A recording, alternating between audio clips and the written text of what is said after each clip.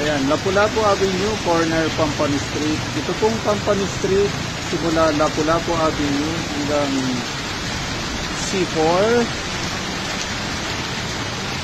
Ayan, hindi na po passable.